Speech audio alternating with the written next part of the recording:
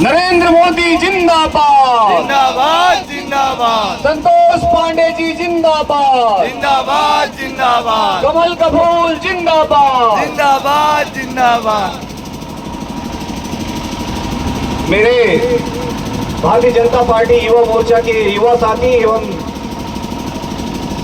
इस डीजे या ध्वनि यंत्र के माध्यम से जहां तक आवाज पहुंच रही है वो श्रोतागण,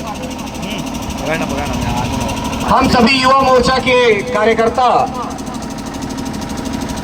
आज इस बोर तालाब में माननीय नरेंद्र मोदी जी के विकास के कार्य जो आप लोगों के लिए हो रहे हैं उस विषय में, और हम नरेंद्र मोदी जी के पक्ष में मतदान करने का आग्रह आप सबसे करने के लिए आज इस बोर तालाब में आए हुए हैं। विगत 10 वर्षों में हमारे यहाँ हमारे संतोष पांडे जी माननीय नरेंद्र मोदी जी से बात करके जो हमारे यहाँ कार्य करवाए हैं उनके बारे में मैं कुछ संक्षिप्त विषय आज यहाँ पर रखूंगा। सबसे ज्यादा हमारे यहाँ रेलवे से यहाँ पे आवागमन का बड़ा साधन मुझे दिखा। उस आवागमन के साधन में जब मैंने देखा यहाँ पे तो केवल लाल बहादुर मंडल में ऐसे 8 अंडर ब्रिज का निर्माण जो है हमारे संतोष पांडे जी के द्वारा नरेंद्र मोदी जी को बोला गया है, तब यहाँ हो रहा है। उसमें एक बोर तालाब में भी निर्माण हो रहा है जो हमारे यहाँ है। तो बहुत सारी ट्रैफिक का सामना यहाँ करना पड़ता है रेलवे में। आज संतोष पांडे जी के कारण यहाँ पे एक अंडर ब्रिज का निर्माण हम सबके बीच में है। ऐसे 8 स्थानों पर केवल इस लाल बहादुर जो मंडल है उसके बीच में 8 ऐसे अंडर ब्रिज का कार्य हमारे बीच में हो रहा है। ओवर ब्रिज का निर्माण भी हमारे इसी स्थान पर हो रहा है हमारे बीच में। दूसरी बात मैं बताना चाहता हूं कि हमारे नरेंद्र मोदी जी ने 10 साल में जब यहाँ पे शासन में हम आए मोदी जी की सरकार में, तो मोदी जी एक ऐसे परिवार से हैं, हम सभी जानते हैं, हमारे जैसे मिडिल क्लास फैमिली के परिवार से आए हुए हैं। कोई शहजादा जो पप्पू है उस शहजादा के परिवार से आए हुए नहीं है जो विरासत में उनको राजनीति मिली हुई है। इसलिए एक मिडिल क्लास परिवार को मूलभूत जो सुविधाएं होनी चाहिए, क्या क्या सुविधाएं होनी चाहिए, ये सुविधाएं देने के लिए हमारे बीच में नरेंद्र मोदी जी ने जो कार्य किए हैं उसमें सबसे पहला कार्य है, हम जिस घर में रहते हैं जब उसकी छत टूटी हुई होती है और बरसात में पानी जब गिरता रहता है तो दुख को समझने का काम जो है हमारे नरेंद्र मोदी जी ने किया। और प्रधानमंत्री आवास 1,50,000 रुपए का प्रधानमंत्री का आवास हम सबके बीच का निर्माण हो रहा है, वो माननीय नरेंद्र मोदी जी के कारण निर्माण हो रहा है। उस घर में जब हम रहते हैं, रहने के बाद हमें सबसे पहले जो है भोजन की चिंता होती है। भोजन, जब कोविड काल था मित्रों, हम सबको मालूम है कि ये दुकान बंद हो गए थे। आदमी का रोजी रोटी का जो भी साधन है, मनिहारी का काम करने वाला हो चाहे छोटे छोटे कार्य करने वाले हो, उन सबके रोजगार बंद हो गए थे।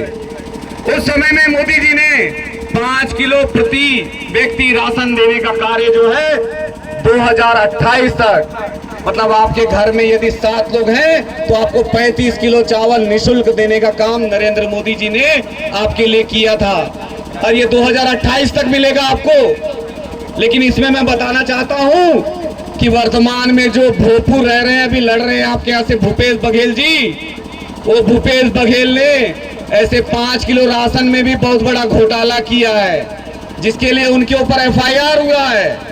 मैं आपको बताना चाहता हूं कि जो 5 किलो चावल प्रति व्यक्ति मिलना चाहिए, उन्होंने प्रति परिवार 5 किलो चावल दिया था। इतना बड़ा घोटाला हुआ है।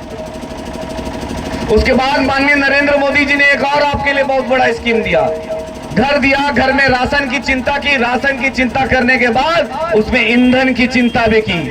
ईंधन की चिंता के रूप में आपके यहाँ खाना पकाने के लिए पहले हमारे घर में हमारी माताएं बहनें जो है वो लकड़ी लेने जंगल जाती थी, या लकड़ी हमको खरीद के लाना पड़ता था। वो लकड़ी ना लाना पड़े, आपके घर में स्वच्छ धुआं मुक्त करने के लिए, आपके स्वास्थ्य की चिंता करने के लिए उन्होंने आपको उज्ज्वला गैस योजना के तहत गैस सिलेंडर दिया है। आपको गैस सिलेंडर देने के बाद पहले हमारे माताएं बहनें जब किसी को पीड़ा होती थी, कोई तबियत खराब हो जाता था तो चिंतित होती थी। वो अपने परिवार को नहीं बताती थी कि मेरा स्वास्थ्य खराब है, क्योंकि स्वास्थ्य के लिए जब इलाज कराने जाएंगे तो उसमें लाखों रुपए का खर्चा को देखते हुए वो अपनी पीड़ा को दबा के रखती थी ताकि घर वाले को चिंता ना हो। इसकी चिंता भी नरेंद्र मोदी जी ने किया और आपको आयुष्मान भारत कार्ड योजना के तहत 5 लाख का कार्ड आपके घर में आपका बैंक में जमा दिया हुआ है। कभी भी आपके यहाँ कभी बाई चांस किसी का तबियत खराब होता है तो 5 लाख रुपए आपका जमा जो है नरेंद्र मोदी जी ने आपके लिए करके रखा है। वो भी विष्णु देव जी के आने के बाद वो 10 लाख हो गया है। मैं ये भी बताना चाहता हूँ आप लोगों को, 5 से 10 लाख रुपए हो गया। हमारे यहाँ किसान बहुत हैं। मैं किसान के लिए बताना चाहता हूँ कि किसान भाइयों को 6,000 रुपए प्रति वर्ष, किसानों की चिंता किया मोदी जी ने, आपको 6,000 रुपए प्रति वर्ष दे रहे हैं। उसमें विष्णु जी के आने के बाद 3,000 रुपए और देंगे, आपको 9,000 रुपए प्रति वर्ष मिलने वाला है। पिछली बार जो भूपेश बघेल जी भी आपके यहाँ से चुनाव लड़ने के लिए आपका प्रत्याशी बनने आए हैं, वो हैट्रिक करना चाहते हैं। मैं बताना चाहता हूं आपको किसमें हैट्रिक करना चाहते हैं। वो एक बार रायपुर से लड़े हैं लोकसभा, वो एक बार दुर्ग से लड़े हैं, अब आपके राजनांदगांव में आए हैं। 2 बार तो वहां की जनता ने हरा के उनको दिखा दिया है। यहाँ पे भी राजनांद की गांव की जनता हराकर उनका हैट्रिक का सपना मां माया जी के आशीर्वाद से पूरा कर दीजिए। मां डोमेश्वरी, हमारी बमलेश्वरी माता के आशीर्वाद से पूरा कर दीजिए आप। मैं आपको बताना चाहता हूं, जो युवाओं को 2500 रुपए बेरोजगारी भत्ता नहीं दे पाया, जो माताओं बहनों को 500 रुपए पिछले सरकार में उसने घोषणा किया था कि हम महतारियों को देंगे, वो नहीं दे पाया, आज लाखों रुपए देने की बात कर रहा है। क्या दे सकता है? नहीं दे सकता है। उसके लोग छुपे छुपाए वो आवेदन के नाम से फार्म भर रहे हैं, जो आवेदन नहीं है। अरे जो स्कीमी लागू